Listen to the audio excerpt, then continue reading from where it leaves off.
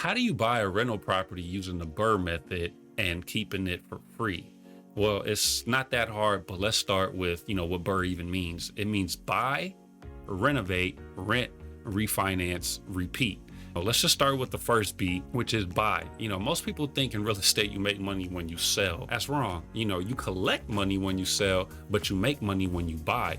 Because if you overpaid at the start, how are you going to make money if in 3 months, 6 months, whatever later, property isn't even worth what you paid for it? Let's say we bought this property for $30,000, right? We bought it at a discount. We found this property off market, and now we need to renovate the property. So let's say the renovation costs us $30,000. We did a full cosmetic. Now we're all in $60,000.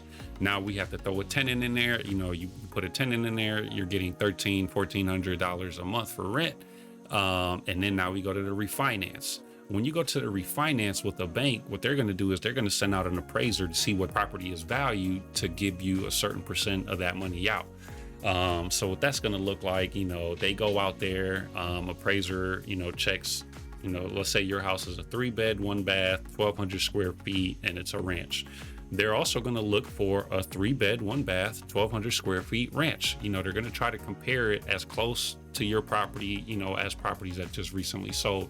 They're going to try to stay away from comping your house to a Cape Cod or, a bi-level. They're really, really going to try to do their best job and to also keep the distance very close, as close as you can to your house as possible. You don't want to zoom out and cross big old streets and, use a house in one zip code against a house in another zip code. They're gonna do a good job. So what happens is now this guy tells the bank, hey, that property is worth $120,000. This is good news to you, because what happens is the bank is going to refinance you, 75, 70%, 85, 90. I like staying around 70, 75%. So, hey, it's worth 120, but we're not going to give you $120,000. What we're going to do is we'll give you 75% LTV, loan to value, off this property. And what that's going to look like to you is you're going to get $90,000 in the form of debt, which now is tax-free money. So now there's debt on the house because you bought it in cash, and fixed it up using cash. So this property never had a mortgage before. Now it's got a mortgage of $90,000, which the tenant is paying off for you with that $1,400 a month in rent, and you're cash flowing, $300 to $400 a month. And then this is the free part. They gave you $90,000. You borrowed $60,000, $30,000 to rehab the house, $30,000 to buy the house. And let's say you also now paid the principal of $30,000. You paid the rehab of $30,000, and now the interest. Let's say another $10,000 in interest. Also went to the seller.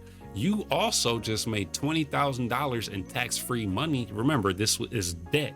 Out of that $90,000, now you netted $20K debt-free. And you own the property for free because you never use your own money. Your investor got paid back his money.